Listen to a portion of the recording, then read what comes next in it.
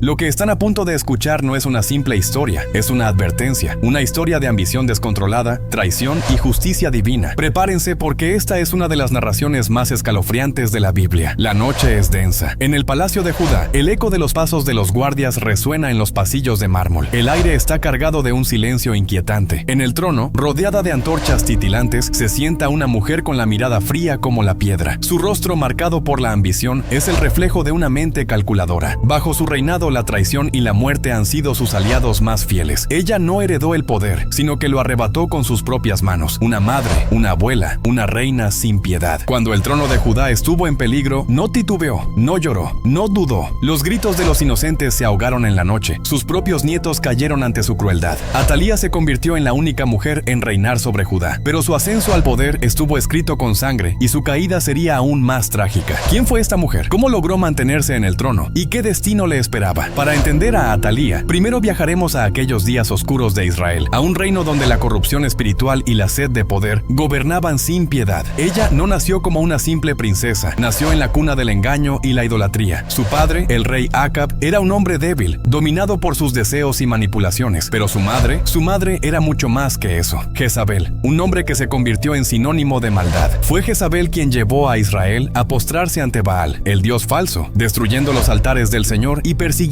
sin misericordia a los profetas de Dios. Ella no solo era temida, era odiada por los fieles de Israel. Y en ese ambiente de traición, ambición y sed de poder, creció Atalía. Desde pequeña aprendió que la verdadera autoridad no se obtenía por derecho, sino por fuerza y astucia. Aprendió a manipular, a seducir, a controlar. Su matrimonio con Joram, rey de Judá, no fue por amor ni por alianza espiritual. Fue un pacto político, una estrategia para unir los reinos de Israel y Judá. Pero lo que llegó con ella no fue paz, sino destrucción. Con Atalía, el veneno de Jezabel se filtró en el corazón de Judá. El culto a Baal cruzó las fronteras. El pueblo se apartó aún más del verdadero Dios. Y poco a poco, la corrupción, la idolatría y la muerte se convirtieron en el pan de cada día. Atalía no era simplemente una reina, era el veneno que lentamente consumió a Judá. Atalía no era una reina que guiaba, era una reina que corrompía. Su esposo, Joram, hijo del piadoso Josafat, tenía un linaje bendecido, pero bajo la influencia de su esposa, abandonó la adoración al Dios de Israel y se hundió en la idolatría. Los altares de Baal se levantaron en Judá. Los profetas del Señor fueron perseguidos. La justicia fue reemplazada por opresión. La Biblia nos dice en 2 de Crónicas 21:6: anduvo en los caminos de los reyes de Israel, como hizo la casa de Acab, porque tenía por mujer a una hija de Acab, e hizo lo malo ante los ojos de Jehová. Pero Dios no dejaría que su maldad reinara para siempre. Una enfermedad cayó sobre Joram, una aflicción terrible, lenta y dolorosa. Su carne se corrompía mientras él aún vivía. Sus gritos de agonía resonaban en el palacio. Su castigo fue un eco de su pecado, y cuando la muerte finalmente se lo llevó, ni siquiera su pueblo lo lloró. Fue enterrado, pero sin honores, sin duelo, sin gloria. Con la muerte de Joram, su hijo Ocosías subió al trono, pero su reinado estaba marcado antes de comenzar. Atalía no solo era su madre, era su consejera. Lo moldeó a su imagen, lo instruyó en la adoración a Baal, lo guió en la idolatría y lo endureció contra el Dios de Israel. La Biblia dice en 2 de Crónicas 22:3: Ocosías también anduvo en los caminos de la casa de Acab, pues su madre le aconsejaba que actuara impíamente. Su reinado fue breve y su muerte violenta. En medio de una purga política, fue asesinado. La dinastía de Acab estaba cayendo, pero el capítulo más oscuro aún estaba por escribirse. La noticia de la muerte de su hijo llegó al palacio. Todos esperaban que una madre enlutada llorara su pérdida, que buscara justicia, que suplicara por la memoria de su hijo. Pero Atalía no lloró, no se vistió de luto, no elevó una oración. Miró el trono y vio una oportunidad. Sabía que los legítimos herederos al trono eran sus propios nietos, y sabía que mientras vivieran, nunca podría reinar en solitario. Así que tomó una decisión monstruosa. Ordenó la ejecución de cada uno de sus nietos. Los hijos de Ocosías fueron arrancados de sus cunas. Los descendientes de la casa de David fueron masacrados sin misericordia. Uno a uno, la sangre de su propia familia fue derramada hasta que ningún heredero quedara en pie. Atalía se convirtió en la única mujer que reinó sobre Judá, pero lo hizo bañada en la sangre de su propia descendencia. Su ambición no tenía límites, su corazón no conocía el amor, pero en su crueldad olvidó algo. Un niño escapó. La noche era testigo de la masacre. Gritos sofocados, el llanto de niños arrancados de los brazos de sus nodrizas. Uno a uno, los descendientes reales caían bajo la espada de Atalía. El linaje de David, al borde de la extinción, pero en medio del caos, una chispa de esperanza brilló. Entre las sombras del palacio, una mujer observaba con el corazón latiéndole en el pecho. Era Josaba, hermana del rey Ocosías, cuñada de Atalía. Sabía que si no hacía hacía algo, la casa de David desaparecería para siempre. Con sigilo, corrió por los pasillos oscuros del palacio. En una de las habitaciones encontró a Joás, un bebé de solo 1 año, acurrucado en su cuna, ajeno al horror que lo rodeaba. No había tiempo para dudar. Lo envolvió en una manta, lo tomó en brazos y en la penumbra se escabulló del palacio antes de que la guardia de Atalía terminara la masacre. Josaba no solo salvó a un niño, salvó la promesa de Dios, el templo del Señor, el único lugar donde el mal de Atalía no podía alcanzarlos. Durante 6 años, Joás vivió oculto dentro del santuario sagrado. Creció bajo la protección del sumo sacerdote Joiada, el único hombre que conocía su verdadera identidad. Mientras tanto, Atalía reinaba sobre Judá con un puño de hierro. Los ídolos de Baal llenaban el reino. La justicia se había convertido en un arma de opresión.